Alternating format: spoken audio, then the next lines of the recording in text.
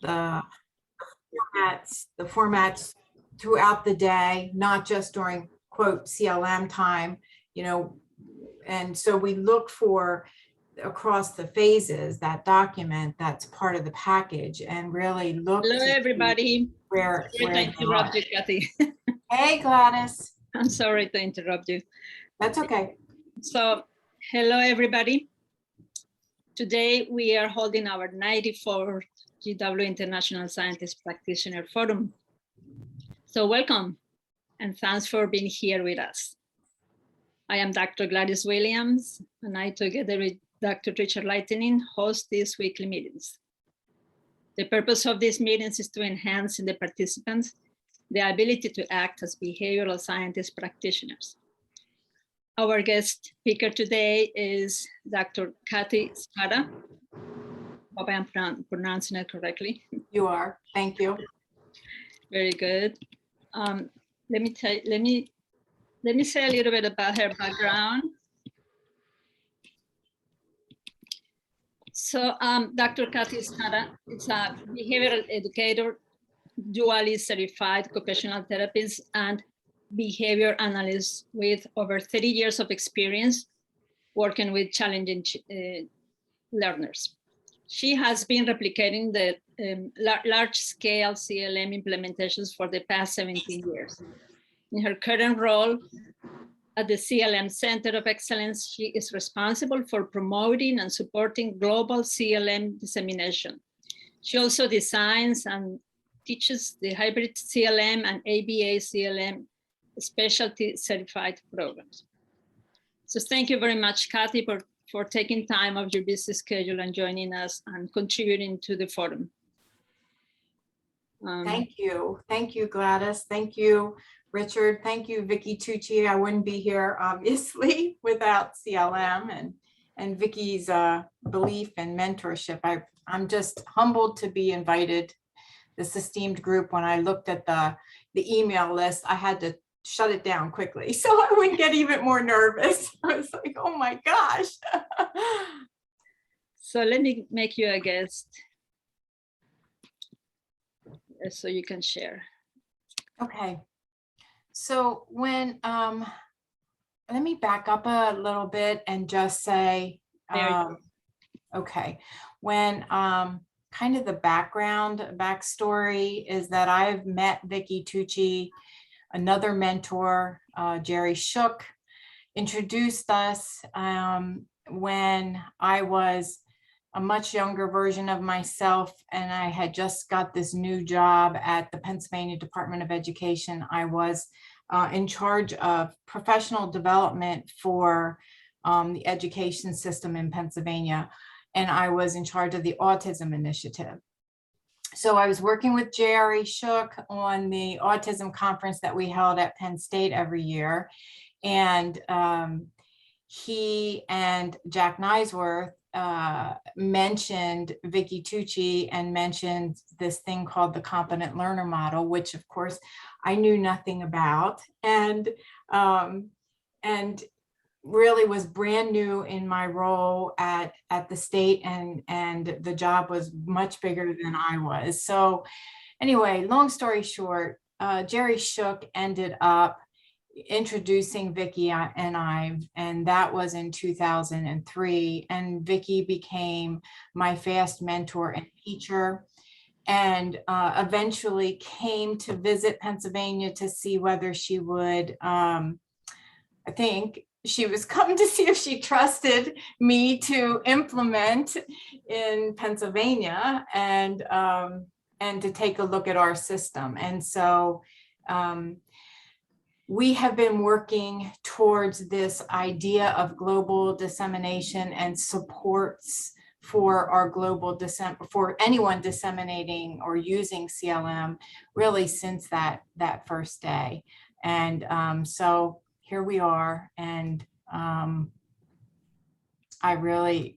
can't say enough. I'm going to share my screen so I can toggle back and forth between some things that maybe can help our conversation.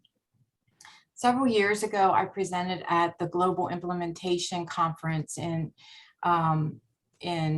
Scotland. And some of what I have here up on the screen is part of that. I'm not going to go through all of that. I hope that this will be more of a conversation as we go along. But really, this whole idea that we would design this infrastructure comes out of, go ahead. Did somebody have something to question or comment? Probably not. No, okay. So this whole idea that we would build an infrastructure, kind of, it grows out of Pennsylvania. And so the work that we did in Pennsylvania, and then moving towards the expanding implementation.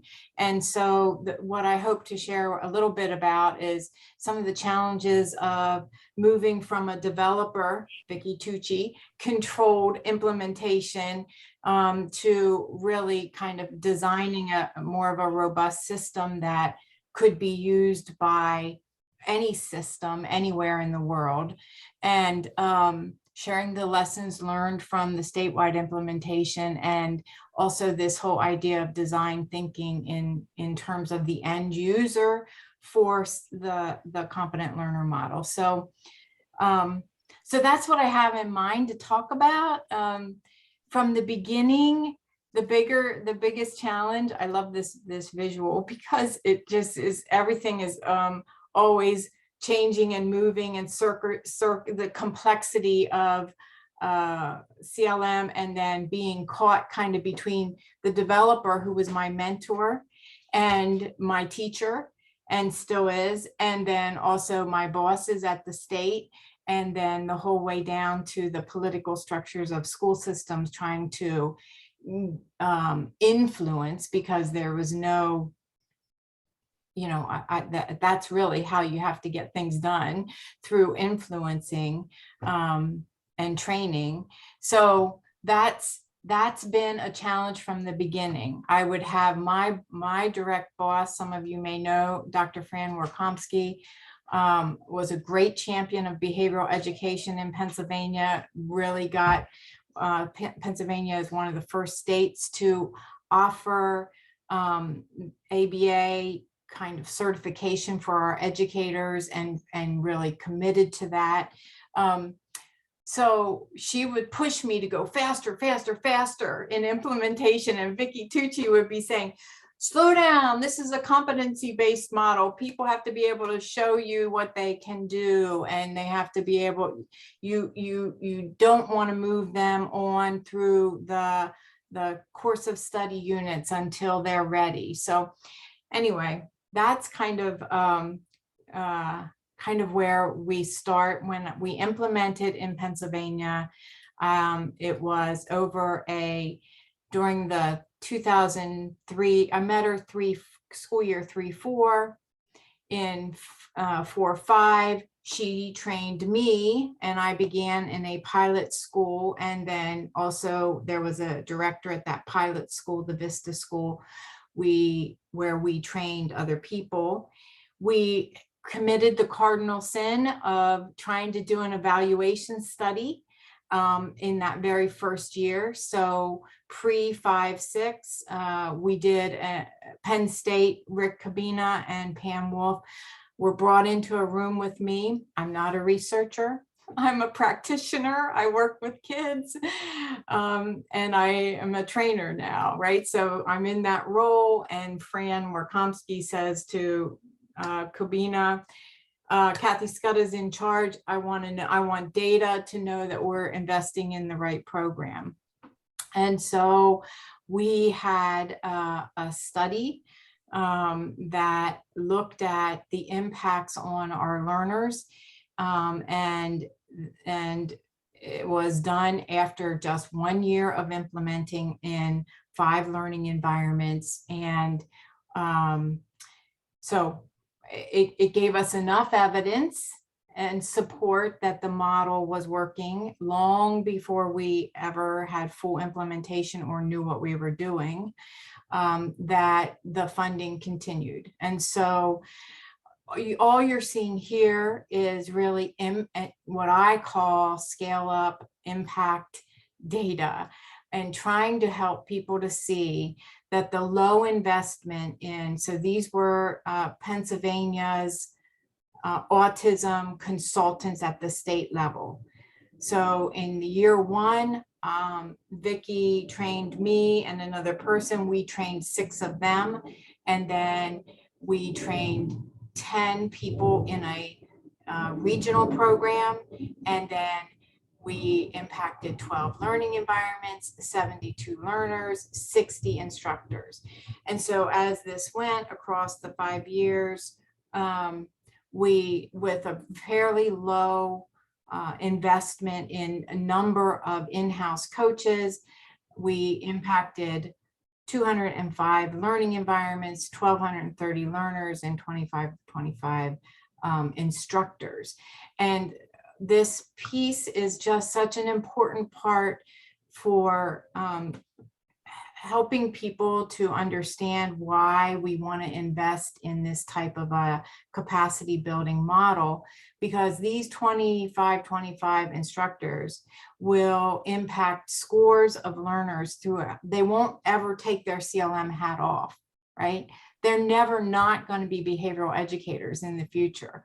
So they will always be able to, they will impact scores of people, of students, long after they finish the course of study, long after they've mastered the content from the units and they're implementing. So that's Hey, go ahead. second, will you just mention the disciplines that you trained, not just educators? Right, so it's a team-based model. So we train everybody on the multidisciplinary team. It doesn't matter who. So we do teachers, paraeducators, sometimes administrators join us if they can, OTs, PTs, speech language clinicians, behavior analysts, school psychs, you name it, social workers, anybody that's part of the team can join, and we train them all the same way. And that's really not my design. That was Vicki and group. All of her initial collaborators designed it as a team-based professional development model. That way they all speak a common language in meetings. Right. Yes.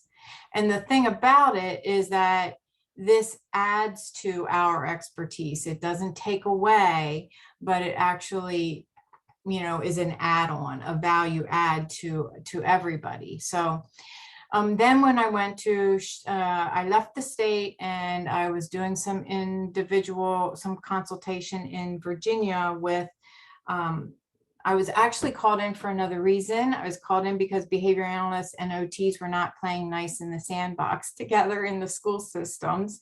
So they asked me to, as dually certified, to come and do some team building with that group. And when I saw their infrastructure, I mentioned that the competent learner model would be, well suited to their infrastructure. And so then for those next from 2010 to 2014, really, I personally coached and trained their first five, worked in their first 5 classrooms with their staff and learners, and then built their own in-house coaches and their own in-house coordinators. A big lesson I learned in Pennsylvania is it rolled out in the autism initiative in Pennsylvania, and it stayed in the autism initiative in Pennsylvania. And it's really not just for learners with autism, it's for learners who are missing any of the core repertoire. So when I had the opportunity to replicate in Virginia, we just started talking about it differently. We just started saying, this is really a model that can help you with any of your naive learners. And so we had there's some data that we started collecting from the very beginning. Of course, autism was still our highest numbers, but we had it across all the disability category classrooms, which was very exciting. Oops. So after this point in time, I'm just going to skip ahead a little bit. Then from, of course, everything always goes in these elaborate kind of timelines, but from 2014 to 2016, so just kind of after replicating throughout Pennsylvania, after replicating throughout Virginia, some of the lessons learned is that we wanted to really create this atmosphere, this backdrop of a community of users and really bring them together. So we pulled together our first CLM conference devoted specifically to CLM and all of the foundational sciences that feed CLM, so ABA, direct instruction, precision teaching, also coaching, and also implementation. And so we did our first conference in 2014, and then we did our second, which was only a one-day conference. I think I saw that Janet was here. She was one of our key speakers at that point in time. And then we did a 3-day conference in 2015. And then finally in 2016-17, I came on board with Vicki in-house. And so we started to look at what do we need to do to support people in the field who are implementing, and how could we figure out how to disseminate CLM more broadly outside of these small pockets. And that's how we kind of got started. And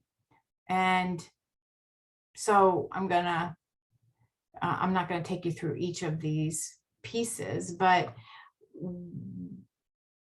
the research that we originally did brought us to kind of our why, which was where we started. So why do something, it wasn't even named at that point, the CLM Center of Excellence, but why bring in a division or a dissemination component for this model? And so as we began to look at it, we looked more broadly at licensure. We looked more broadly at the field of accreditation, the field of implementation, international accreditation standards, what's required. And one of the things that's always required is this movement away from this separation from developer to the standards of dissemination, so that you could create these standards that say a CLM coach is a CLM coach is a CLM coach, no matter whether they're trained by Vicki Tucci or Christina Lovas or Kathy Scudda or Richard Leighton. We've got the infrastructure to say that this is a standard method for training. It's a standard method for use. And so that's kind of the path we started down, doing this research and figuring out what does a license need to look like? What does accreditation need to look like? And then from there, how do we put the structures in place to do this? That's how we ended up with a division of Tucci. And the division is called the CLM Center of Excellence. And the why, kind of the big purpose, is to promote and support global dissemination. So we try to connect our people. We try to connect the training, the implementation resources, and research opportunities. We're not any one of those things, but we have 6 key functions. We provide professional development. We've created certificate programs. We have a licensing and certification infrastructure. We've built a whole body of licensed resources. So only our licensed user get this backdrop of resources. We have a location where we have all of our research that's been done, including unpublished dissertations, the whole way up to the group designs that were done, the single subject presentations that were done at various conferences, etc. And we have this place where we keep it all, and we really encourage people to go to what we've done, and replicate and really try to expand it. And then we do a lot of work around the community of CLM. And what you're looking at is this amazing resource that we have, which is a very robust learning management system that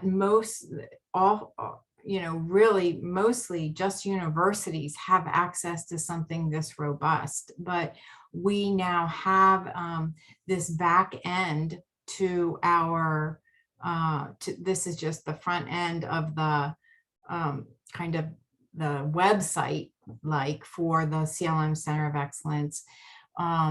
But we've got this back end that has all of our resources. It has all of our university courses that have been developed. So, and when you click on professional development, we now have certificate programs that started with our coordinator certificate programs at WVU.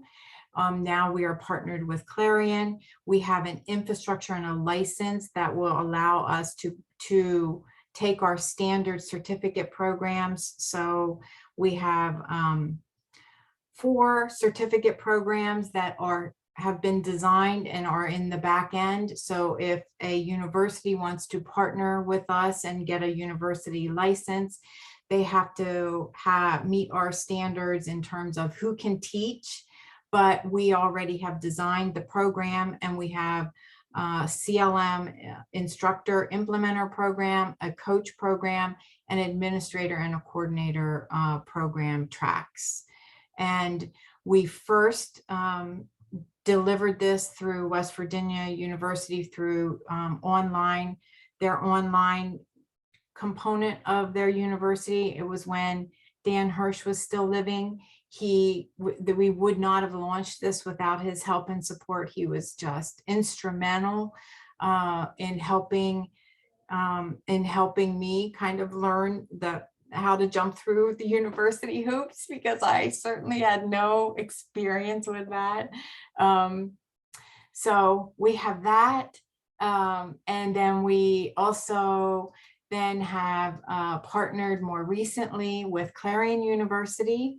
And we have embedded CLM into the ABA requirements. And so we now have a verified course sequence where CLM is embedded into the course sequence that we provide through Clarion University. And it's all online, it's all instructor-led, small cohorts. We have dual certification ABA and CLM. We provide at both the undergrad and the grad level. And we also have a 5-in-1 master's program where people come out with ABA, CLM, special education, autism, and giftedness. Kathy, will you mention that they actually learn to teach? Because a lot of universities don't teach potential BCBAs how to instruct. Right. So Clarion is such a unique partnership because they really kind of we have one of our CLM teachers who is really instructing there and is a professor at the School of Education. And she was one of the first teachers in Pennsylvania. But Clarion really teaches all of their teachers how to use direct instruction. So from the beginning, we were like, whoa, this is a really nice fit, a nice match. And they saw it as well. So their teachers, when they come out of their program, they have pretty advanced coursework in how to, in both little DI and big DI, and what that means for, you know, implementing good programming in schools. So Kathy, yeah. real quick, for some people who may not know the difference between little DI and big DI, could you just make that distinction? Well, so really little DI is really using the principles of good design to create your own program, and, you know, making sure that you're grouping learners, making sure that you're providing direct, explicit instruction, not just pop quizzing kids kind of thing. And so there's very specific design principles versus big DI. We would say they were using the well-designed programs that are commercially available, like Reading Mastery, and they get, you know, they use the full curriculum that has the placement test. They, you know, they don't start all learners at essentially the same place, but they actually place them. They do grouping, and they learn specifically how to use the full program. So Importance of DI to the design of the CLM is really, CLM is designed as in the same way the direct instruction curricula, with the tracks and with the lessons that build very systematically. And although with some of the earliest learners, it's not scripted, it is prescribed. So the formats have a prescription kind of that has the ABC built right into it, and the contingency built right into the format and the lesson. And while we have to individualize it for some of our naive learners, well, for all of them, we have to individualize it. There is a method that's built into each lesson and each format within the curriculum. May I mention one thing about this that's critical is Dan made it possible for me to spend an entire day with Engelman. And this is when I was first looking at developing the curriculum. I found out he could never put together curricula lessons to get kids ready for language for learning.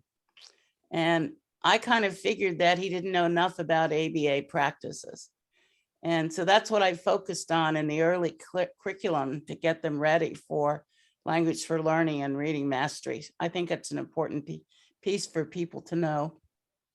Yeah, if you look at the target goals for the participator, the listener, and the talker, they all are referenced to kids participating in a language for learning DI format, small group format, where they have to be able to respond both to group choral cues and to individual cues for responding.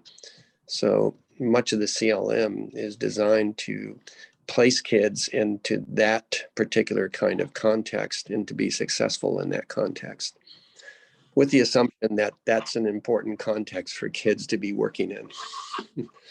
Yeah, I'm jumping to, I was going to show you something, a great video that really kind of outlines just that, if I can get to it, if I can find that, but I can show you that later.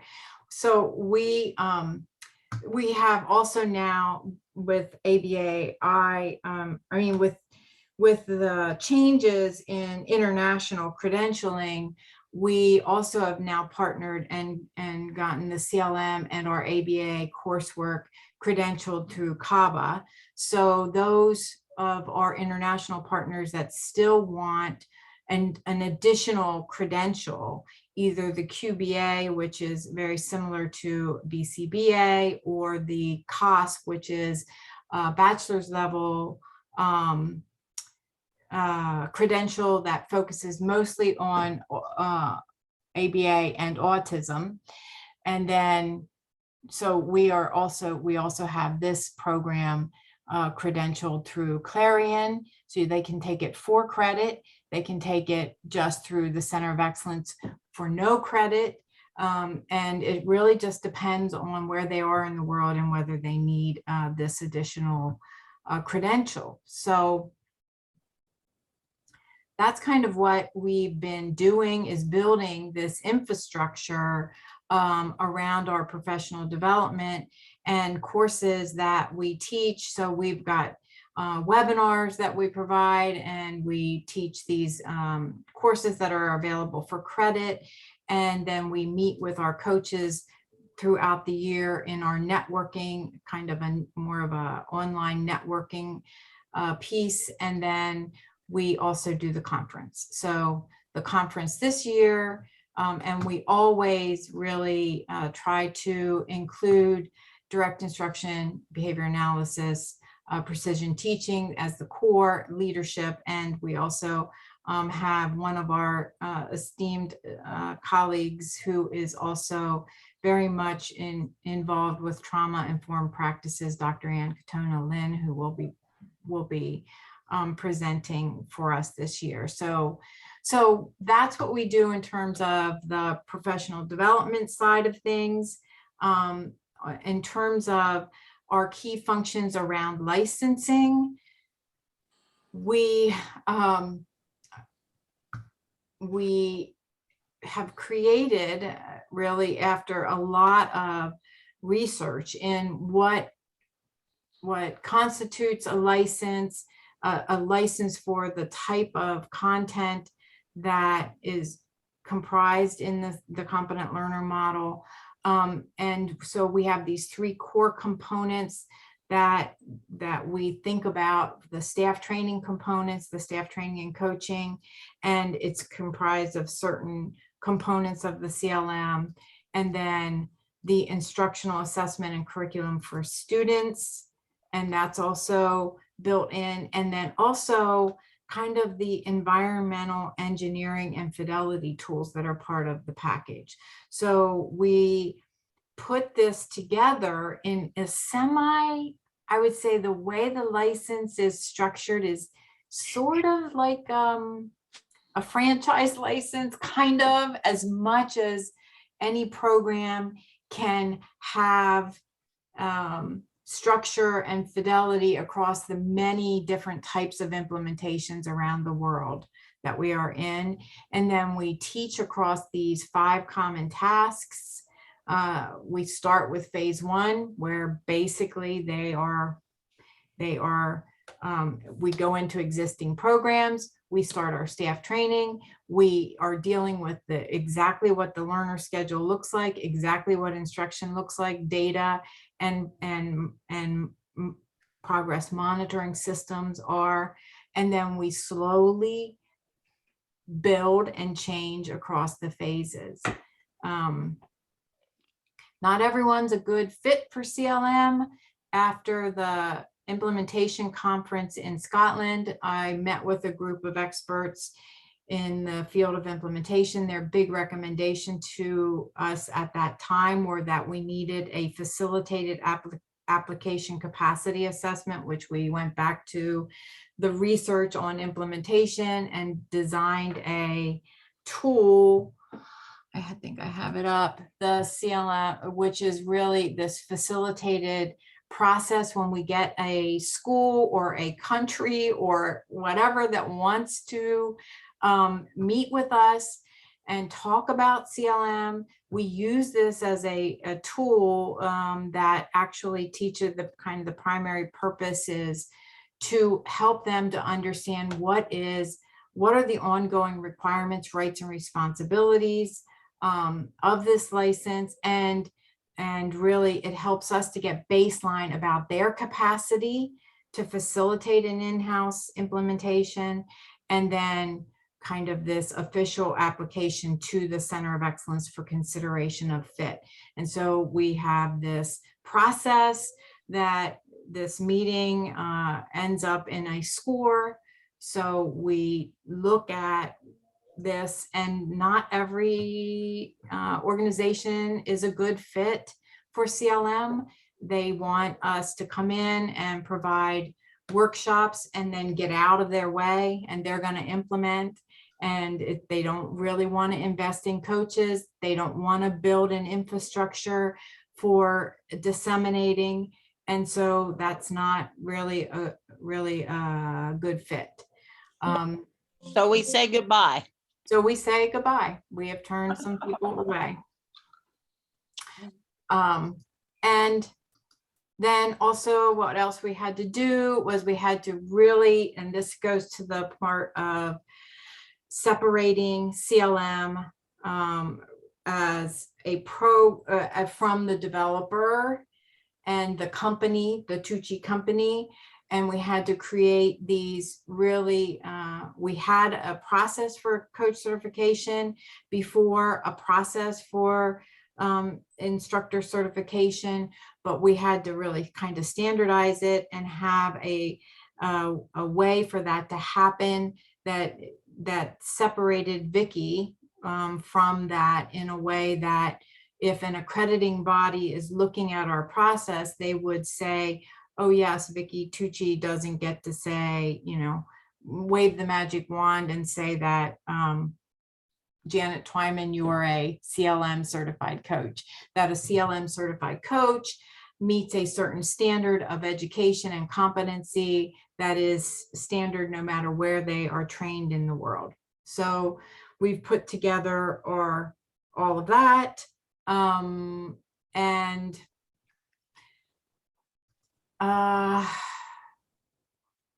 that's that. Kathy, will you mention who has access to the CLM Center of Excellence to So register? once they get a license, they get access to what we call the license. So now I've just toggled to from the front end of the website to this is the locked side. And this on the Center of Excellence is called our License Resource Center. And they have, it's a kind of a one-stop where they can go to get into the course of study, into our CLM MIS, which is our online learner folder, or the Fluency flashcard if they have a license, if they have paid extra for that. But in this back end, they have the entire toolkit. So anything that was in hard copy is now here in this toolkit. And in this toolkit, it's alpha organized, and they can go in and they can find all of our resources around the course of study unit. So for example, course of study unit 1, we have the handouts, we have the performance task checklist, we have the facts at different levels, etc. We have all of the resources in one place. We have consent forms, we have the core of all learning, we have our type, everything that Vicky and colleagues have designed as part of this package are here, is in this toolkit section. But then we also have this, our standardized, these are our team training resources. So if you're a coach, you are now expected to use our team training resources to supplement so that everybody is getting everything that they need. So when you're learning about positive reinforcement, everybody is learning from the same contingencies, right? Everybody is learning what's the effect, what's the operation that we're doing. All of these things that were put together as part of the collaboration that Richard and Vicky and others did to put together the contingency manual. We've got all of this in robust training. And then we have additional videos that are built in for people to look at. And so the coaches are now using this standard team training, so they don't have to remember, when do I supplement, when do I add in engineering learning environment training, right? When do I do that? Well, you do it after course of study unit 3, because they have learned how to run the formats. They have learned a little bit about data collection, occurrence, non-occurrence. So we want them to now start embedding and engineering their learning environments differently. And so we put it together in here so that the coaches have access to it, and they have access to additional exemplars. So here's an example of semi-directed art activity. Here's an example of multiple instructional conditions with high schoolers. And this is what it looks like. This is what, so we wanted we wanted the trainers, the further that they got away from Vicky Tucci's training, right? We want them to be able to say and deliver the supplement to the course of study, which they do online by themselves. We wanted them to have a standard set of tools, and that's what this licensor resource center provides them. We have a video library that has hundreds of videos, exemplars that are, again, supplement model lead test. What does model lead test really look like with a kid with autism? Here's a big DI. We're using reading, the reading program, and here's Donovan.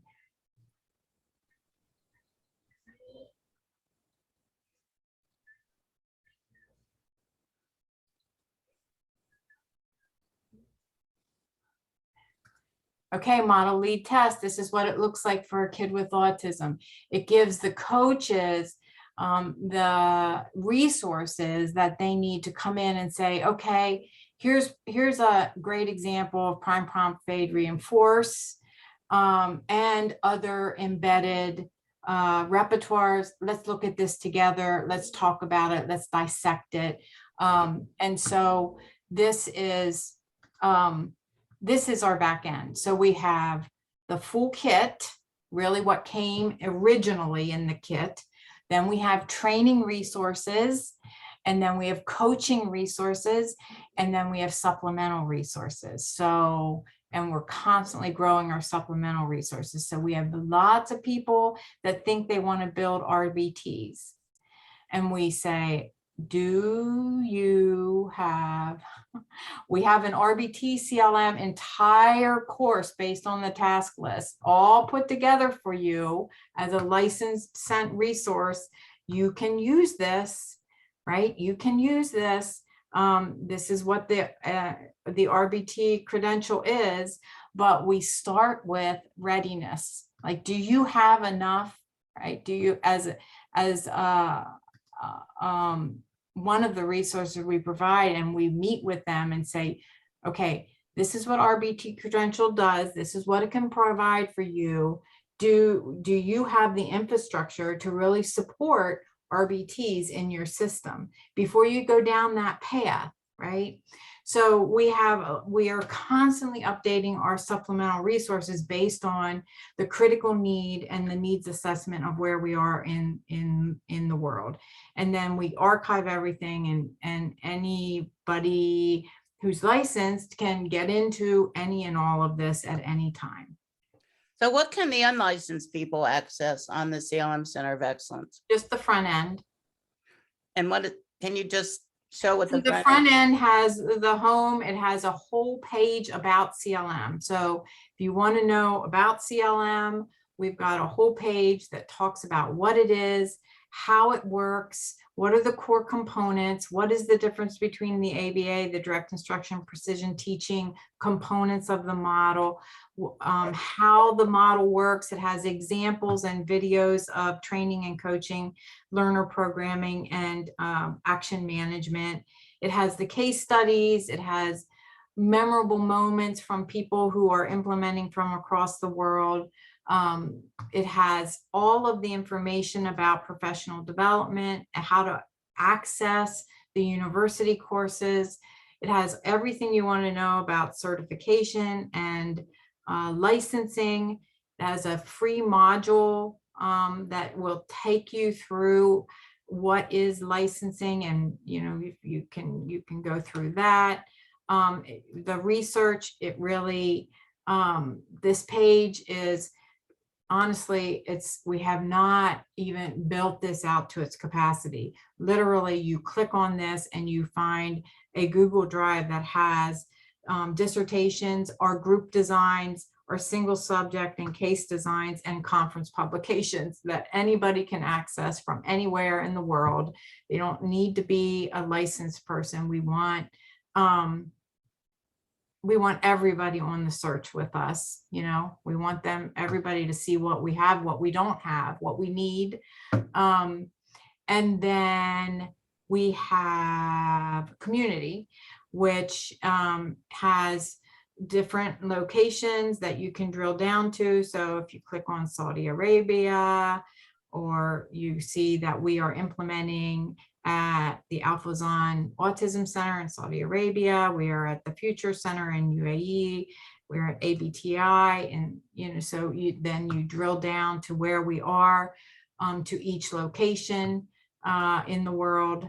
And news and shout outs, which we really, here's Vicky presenting in 2019 in China, where we want to really build this section out so that our end users, our CLMers from around the world, will have a place to discuss. And then right now we have the CLM conference. So the CLM conference goes away on our off years, but that's what the front end is. It's really to help people know what we are, what CLM is, what licensing is, etc.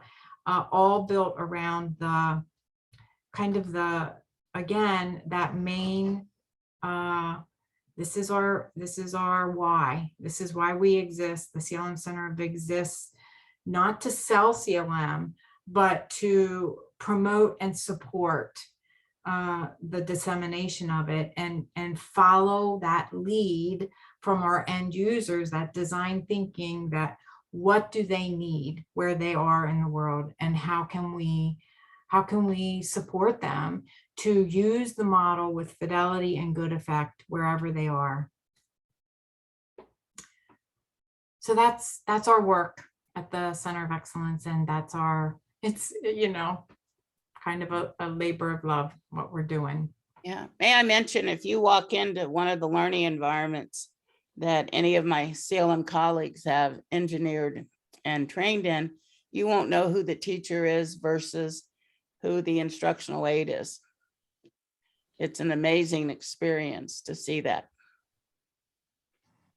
And one of the things I was thinking, the global teams right now, we're in Bulgaria, Saudi Arabia, France, England, UAE, China, Philippines, Malaysia. But literally, when the assignments, when my Bulgarian friends are doing the assignments, they are doing the same assignments that anybody else is anywhere in the world. So when we watch, this is the problem solver man, it's 9A 1 through 3 check.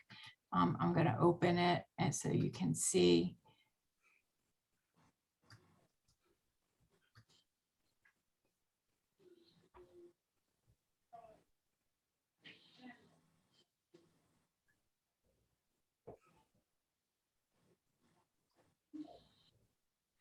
So they submit videos, we watch the videos together, and let me see if I can find open with. And we even though I can't understand, I have them say to me, what are they saying to the learner? We look at it together.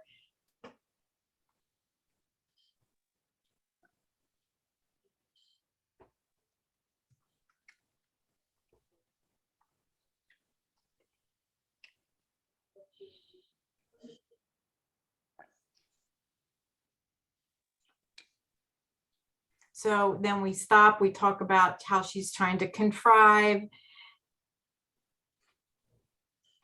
Does she really have, is he really motivated to ask for these? How does she know? What is he doing? What does it? So you can ask these questions. And so what we've done is try to create this by using the learning management system. They can, as an instructor, I get that back end. So here I'm showing you the back end for this, which I know most universities have, but most industry people, we don't really have that. And so this has allowed us to have this grading system.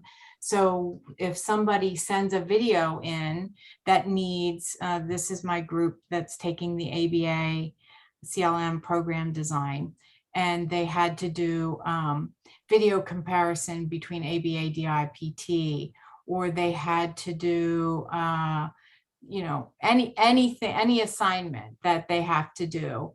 It comes right in, it's right here, and then I can give them direct feedback directly to them, no matter where they are, or whoever's teaching the course can give direct feedback. So we've taken CLM components and we put it into a modern learning management system. And really, this is how this business to business system is how it's supporting us in disseminating in a standard way throughout the world.